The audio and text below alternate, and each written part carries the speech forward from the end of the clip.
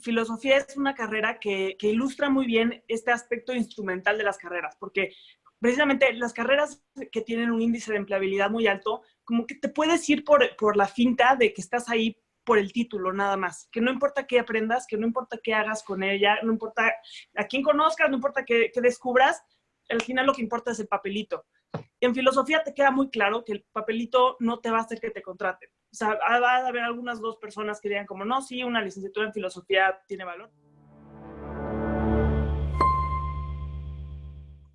¿Qué tal, queridos amigos? Pues hoy nos encontramos de nueva cuenta de Manteles Largos. Hoy vamos a hablar de una carrera que en particular a mí se me hace espectacular por donde la veamos. Sin embargo, tiene como todas sus claroscuros y qué mejor que invitar a 2 grandes amigas, a mi querida Valeria Farrés y a María de la Lama, a poder degustar un ratito el qué demonios es la filosofía.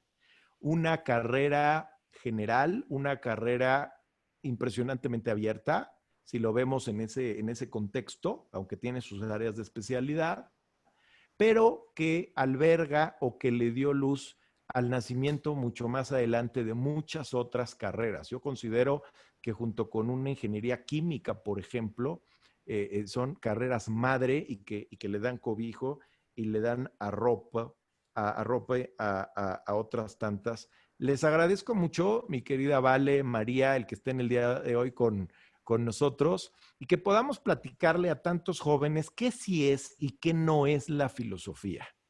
¿Qué ha sido para ustedes la filosofía? ¿Qué demonios es la filosofía?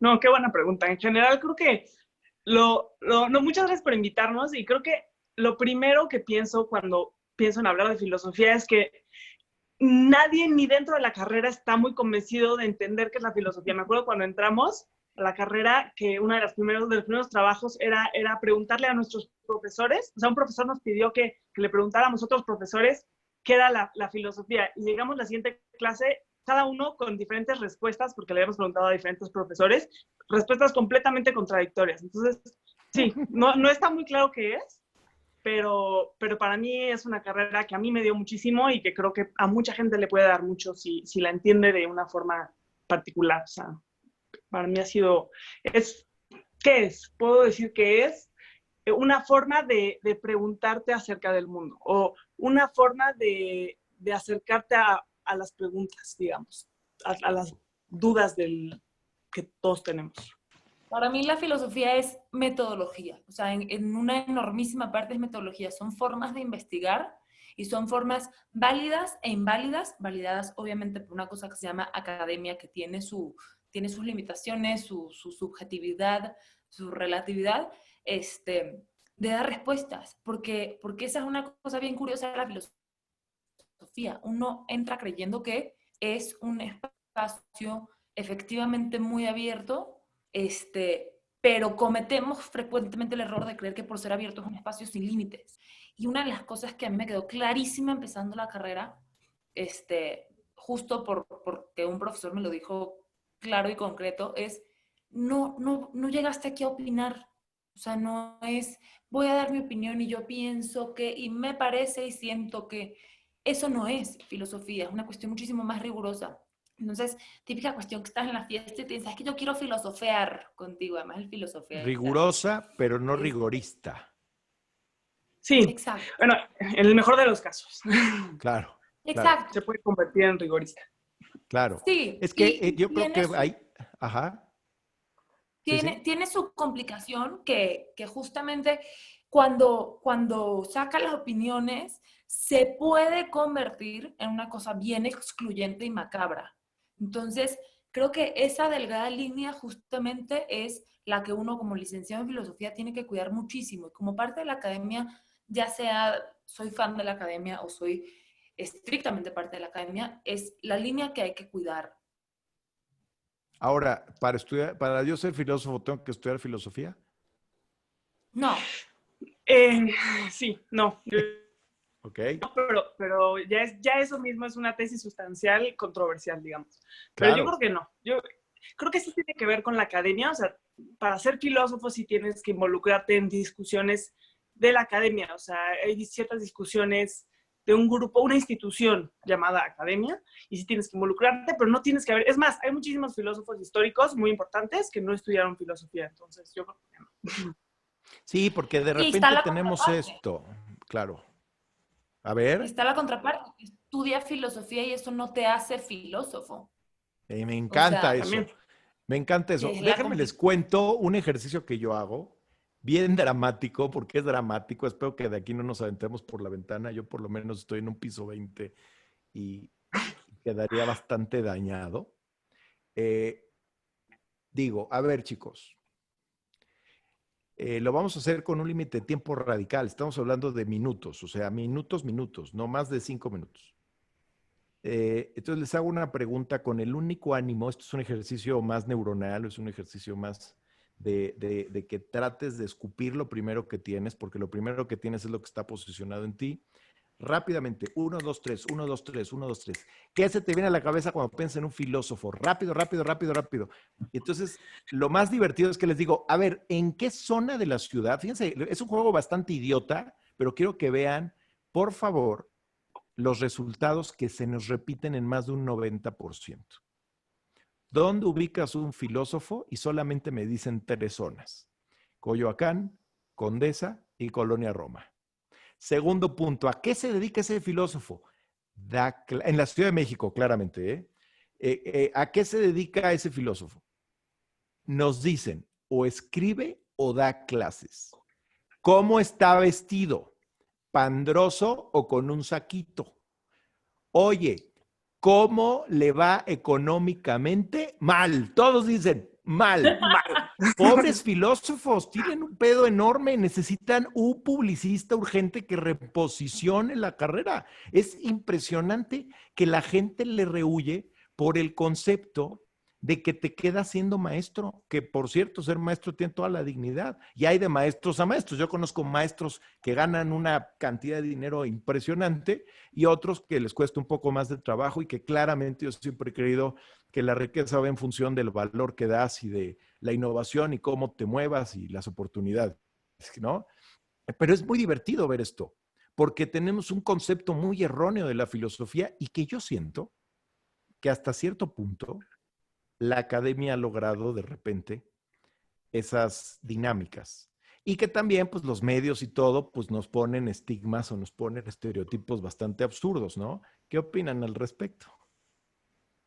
Eh, yo, yo creo que hay algo que igual te lo he escuchado a ti, Agustín, y creo que es muy importante, que es que todos pensamos en carreras como un disfraz, como que tú entras a la universidad y te pones, ¿no? Como Rojo, azul, ya lo verde. que vas a hacer, ajá, lo que vas a hacer en toda la vida.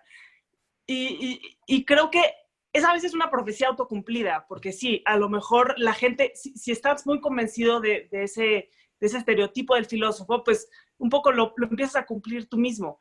Pero es un estereotipo absurdo, no tanto por el filósofo, sino porque en general el estereotipo de que entras a la carrera y tienes que disfrazarte y tienes que convertirte en el estereotipo de esa carrera es falso. O sea, yo creo que la carrera, por lo menos a mí, filosofía, te da ciertas herramientas que las puedes usar para escribir, porque sí está muy relacionado con el lenguaje, la filosofía, Pero ¿no? deja, Y yo me dedico claro, a... adelante, adelante con tu idea, concluye con tu Sí, idea.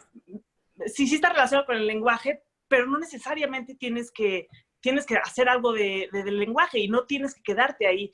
También hay una cuestión muy de curiosidad en la filosofía. Hay mucha gente que estudia filosofía por curiosidad y luego se dedica a ingenierías y hace no sé, un diplomado en temas de ingeniería computacional y cosas así, se dedica a temas de matemáticas, porque sí hay un tema de curiosidad involucrado en la carrera. Entonces, siento que es una profecía autocumplida que no tendría por qué cumplirse si entiendes la carrera como nada más un lugar donde desarrollas habilidades y no como una etiqueta, no como una cuestión en la que te encasillan o te meten, te clasifican Y yo te voy a como decir en una roles. cosa, las competencias de un filósofo en materia analítica son directamente proporcionales, solo que a través del lenguaje, a través de las ideas, a las que tiene un ingeniero químico, ¿eh? O sea, la capacidad de abstracción, de resolver ciertas problemáticas, repito, el ingeniero va a tener herramientas matemáticas, el filósofo tiene herramientas hacia el pensamiento, ¿no? Hacia tratar de entender inclusive cosas de brutal profundidad y que yo considero que la filosofía debería de ser inclusive un mínimo que todos deberíamos estudiar, aunque sea en un diplomado, aunque sea en un curso, porque los pedos del mundo son pedos filosóficos. Al final, hay un autor que te puede gustar o no te puede gustar, pero el atrevimiento que hizo para poder acercar la filosofía a la gente, a mí se me hizo muy interesante. Y donde él, su postulado es que a lo mejor tú no necesitas ir con un filósofo, a lo mejor lo que necesitas es entender bajo qué línea de filosofía operas, porque en una de esas operas de una manera y estás inmerso en un contexto que opera de otra, y paradójicamente esa dinámica es la que está generando una disfunción o te está generando una disfunción social. Lou Marinoff, que se ha hecho muy famoso por tratar de aterrizar en palabras muy simples, muy sencillas, la importancia de la filosofía con libros muy divertidos como Más Platón, Menos Prozac, Pregúntale a Platón, etcétera, etcétera, que ha habido esta corriente de filósofos que han buscado acercar de una forma mucho más simple, porque yo creo que también, si no, vale, tú dime, creo que también ahí el gran problema de la profesión es el elitismo en el que a veces se ve envuelto, ¿no? O sea, yo he leído Sí, libros que digo, o este güey estaba pedo o no tenía ganas de que nadie lo leyera, o yo estoy muy La estúpido, segunda opción. ¿no? sí.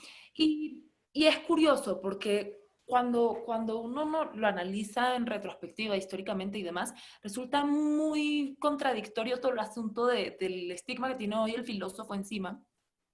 Porque tú echas para atrás, miras tantito en la historia y te das cuenta que realmente los filósofos en efecto venían de las clases privilegiadas. Y eso explica el lenguaje elitista en cierto sentido. Y eso explica, además, que se quiera conservar este lugar de poder por medio de un Claro, es lenguaje que es un inaccesible. lugar de poder, claro.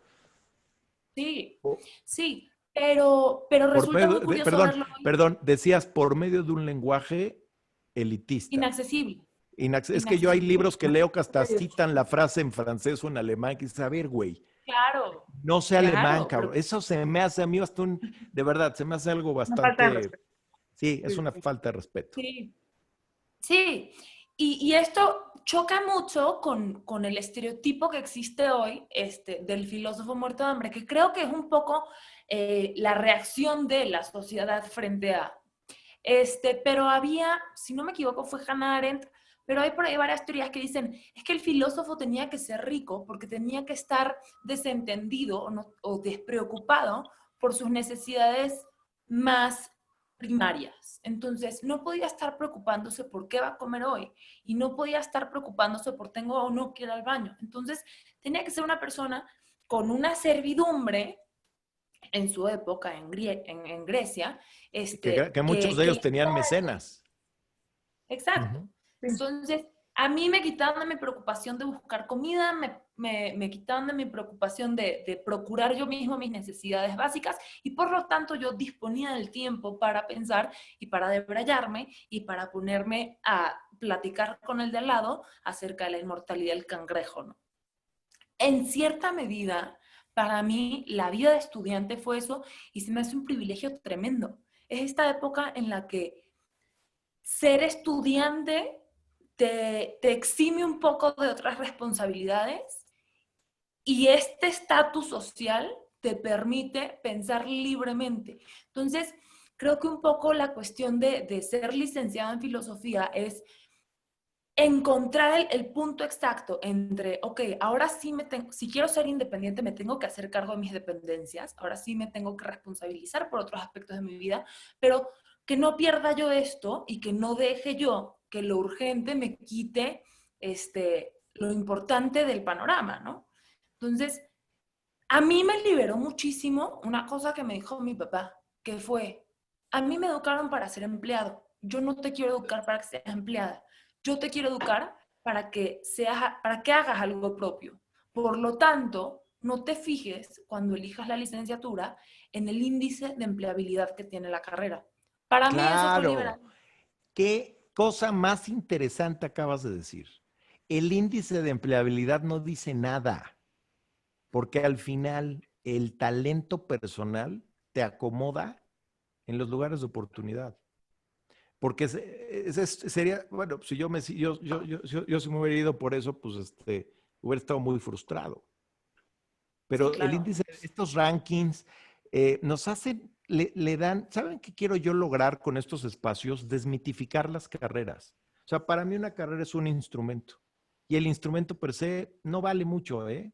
Porque pues el instrumento ahí está, el libro ahí está, lo que importa es qué hago con el libro, Sí, ¿no? Y claro. esto que acabas de decir, ¿cómo hacerle entender a los chavos que es un privilegio entrar a la universidad porque un mecenas está creyendo en ti para que tú te exponencies? El pedo es que llevas la fiesta y crees que el objetivo de la universidad es pasarla bien cuando es el último de sus objetivos, tal vez. Que lo puedes lograr, no lo dudo, pero no es el objetivo primario.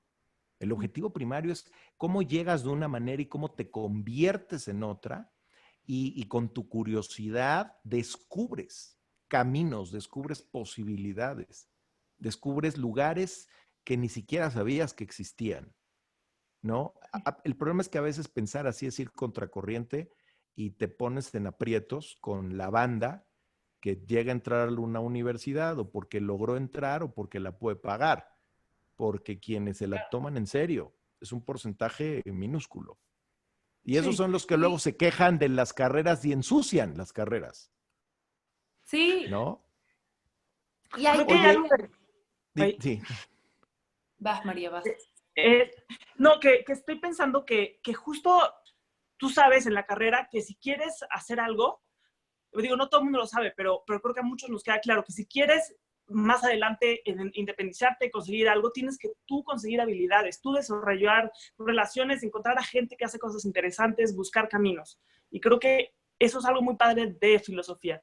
O sea, y cuéntanos, diferente. cuéntenos salidas laborales. A ver, la gente desafortunadamente lo limita o lo limitamos demasiado culturalmente, pero ¿qué salidas laborales tú encuentras en la filosofía? Porque, a Creo que ver, la primera... yo, yo aviento una, ¿eh? Para mí filosofía se vuelve una carrera de vanguardia y se vuelve una carrera de altísima tendencia. Y ahorita comento por qué mi tesis, pero vale. Ok. Yo la primera que mencionaría, y es la que todo el mundo conoce, es la docencia. Y la mencionaría porque me tocó ser docente durante y saliendo de la carrera. Y era una etiqueta de la que yo creía al empezar y antes de empezar a estudiar filosofía que que tenía que defenderme de la etiqueta de docente.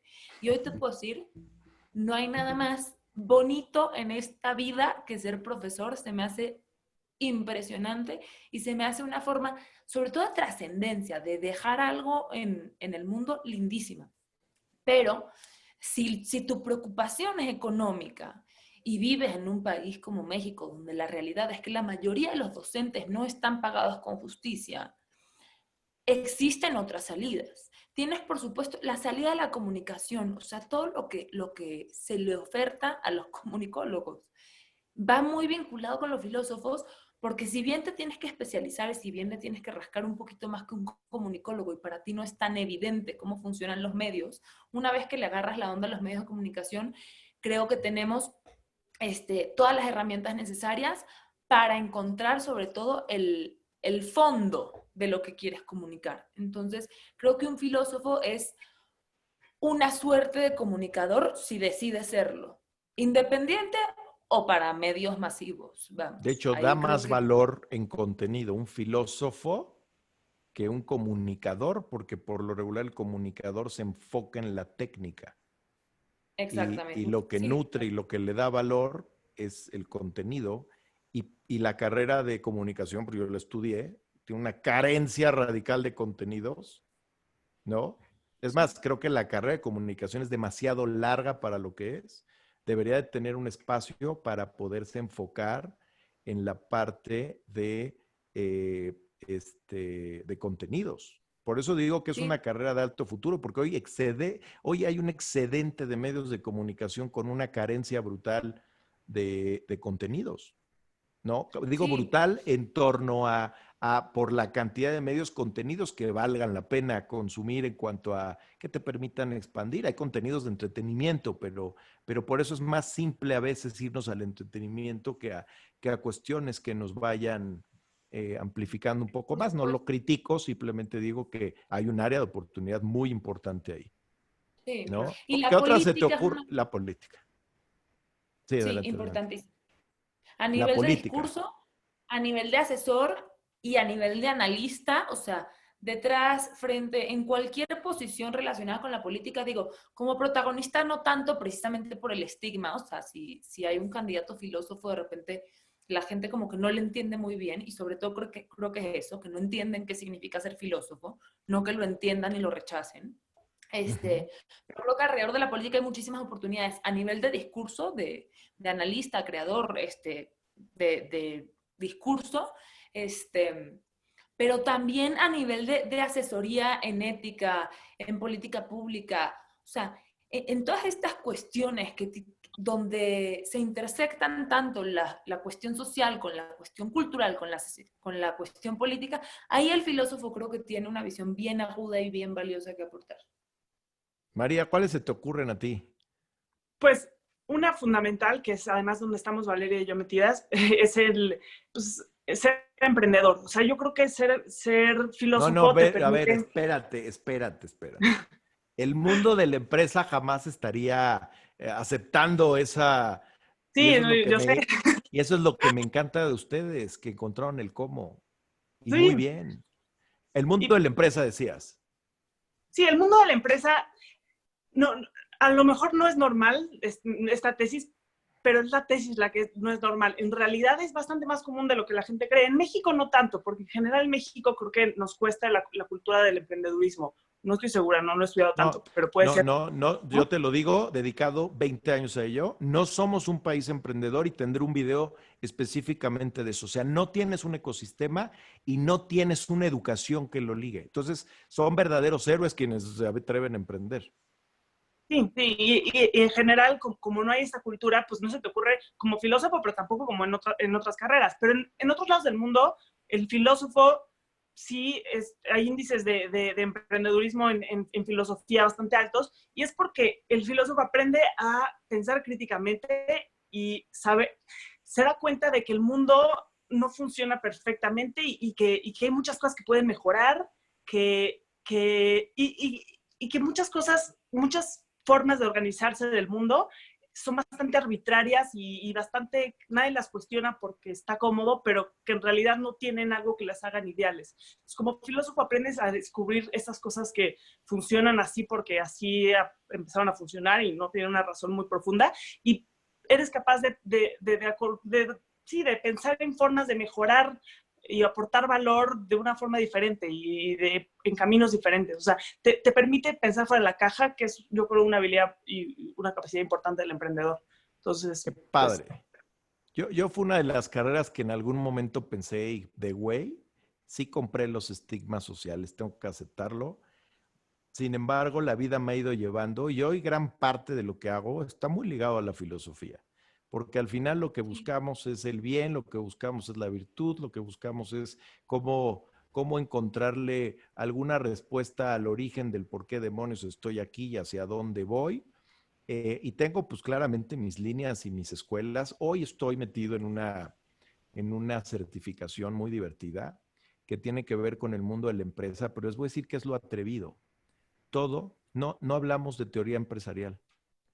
Todo tiene que ver con filosofía, todo tiene que ver con escuelas de pensamiento, porque al final nos hemos dado cuenta, y aquí está otra área de gran valor, hoy como nunca hay empresas, y creo que es una tendencia creciente, que se están dando cuenta que en la medida en que no logren establecer básicos de pensamiento en la empresa, desde decir, en esta empresa el concepto vida es esto, y a partir de ahí establezco mis funciones culturales, mis funciones laborales, etcétera, etcétera, eh, no vamos a poder continuar porque cada quien está teniendo, pues con base en sus circunstancias, en su educación y en sus características personales, pues una manera de entender la realidad.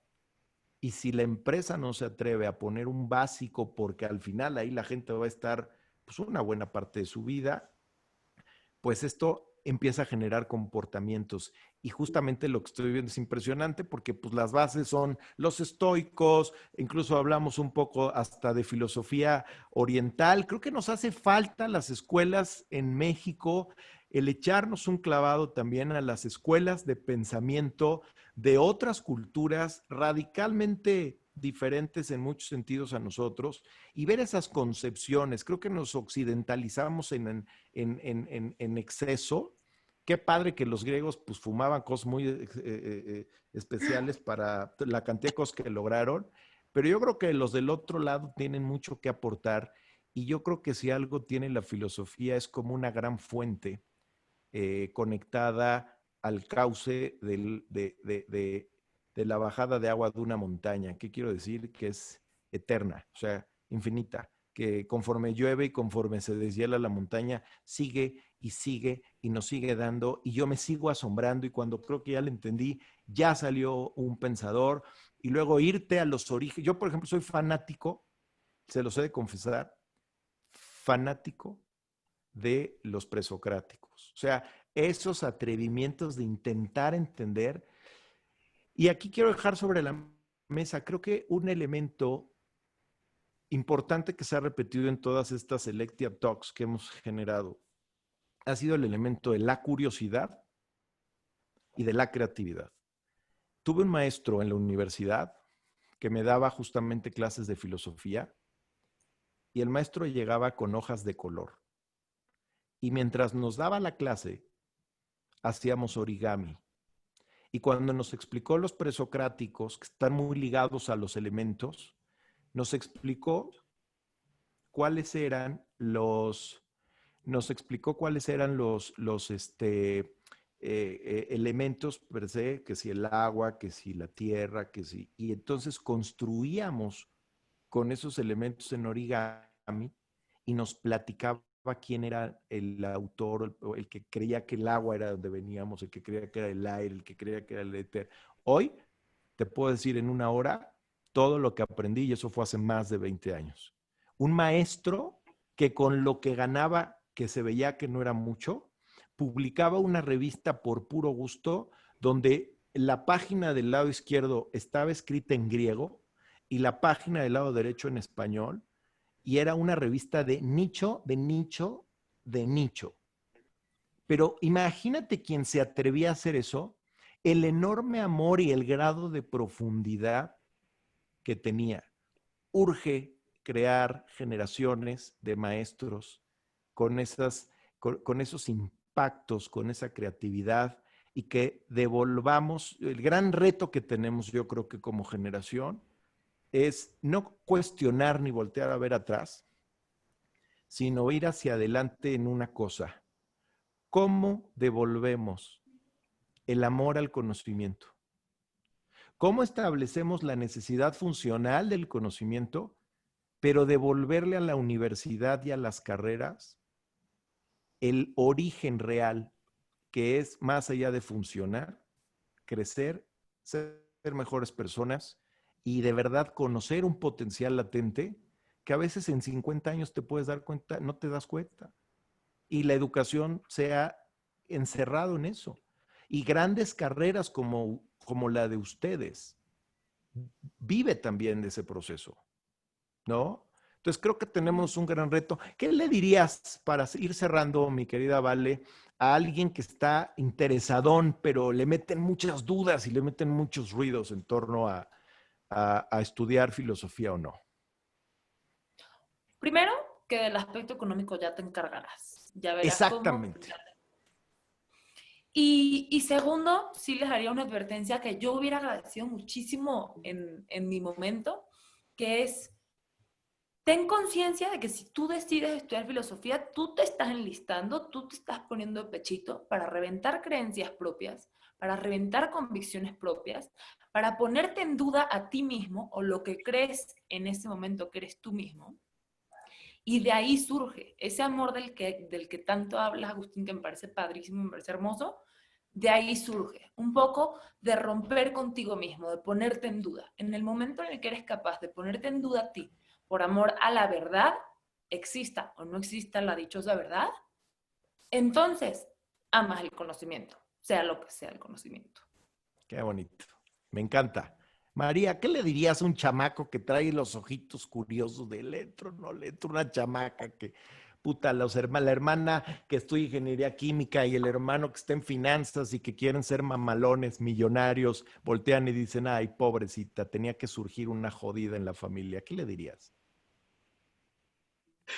Yo le diría que si realmente tiene las preguntas de las que trata la filosofía, que estudie, porque si no, se va a acabar rascando. O sea, la filosofía es una comezón y es una comezón que te interpela profundamente, la estudies o no la estudies. Si tienes esa comezón y no la exploras, puede ser un obstáculo en tu vida. En cambio, si la exploras, si aprendes de ella, puedes descubrir mucho más del mundo y a partir de eso buscar un camino que sí te convenza. Pero si no lo exploras, si tienes esa comezón y no la exploras, y no me refiero a la comezón nada más de estudiar filosofía, sino de las preguntas de filosofía. O sea, Claro. y si no exploras esas preguntas, puedes pues, encontrarte a los 45 años en un trabajo que te choca y decir como, pues, ¿qué significa la vida? ¿Por qué vale la pena? Y eso no creo que sea tan buen plan.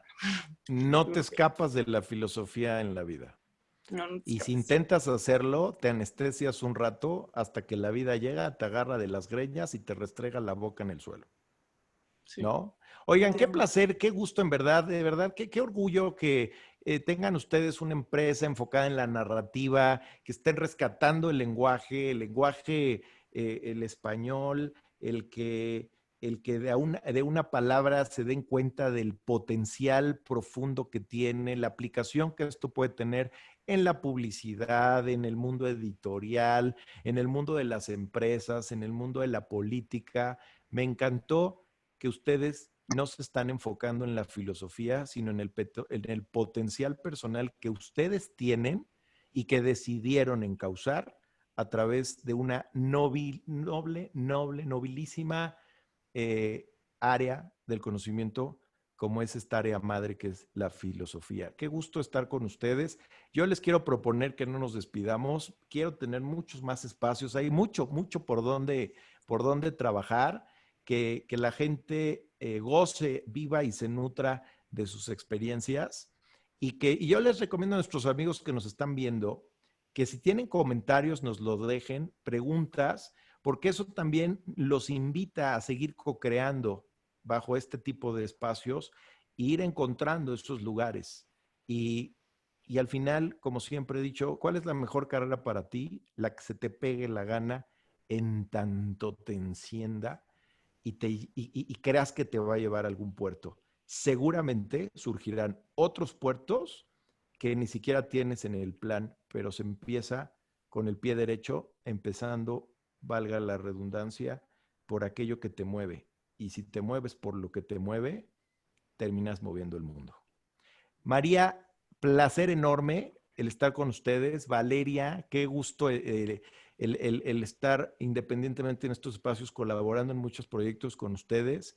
Me siento muy orgulloso en lo personal de Agustín, de poder tener esta cercanía con gente que cree en lo que hace y que como bien dijiste, Valeria, y de lo económico tú te encargas. Y este punto, este valor latente que hace que de verdad uno se inspire. Yo les agradezco mucho. Yo estoy completamente seguro que no les va a ir bien, sino que les está yendo bien y que hay todo un mundo por descubrir y que qué padre que ustedes estén dando testimonio de que con la filosofía se puede llegar muy lejos. Y yo creo que yo soy de los mexicanos que nos sentimos muy orgullosos de empresas como las que ustedes han creado. Contexto, ahí les pido que las busquen. Contexto. ¿Cómo los buscan en Contexto internet? estudio. Contexto Estudio. Contexto Punto Punto estudio. estudio. Vale la pena ver la oferta que tienen estas chamacas y les recomiendo mucho que vean su página y lo que hacen. Les agradezco mucho este espacio, mucho y no me despido. Seguro nos vemos y espero que les vaya increíblemente bien. Muchísimas Seguro que sí. gracias, Vale. Muchas gracias, María, Agustín. que les vaya bonito. Cuídense mucho. Igualmente. Muchas gracias. Gracias.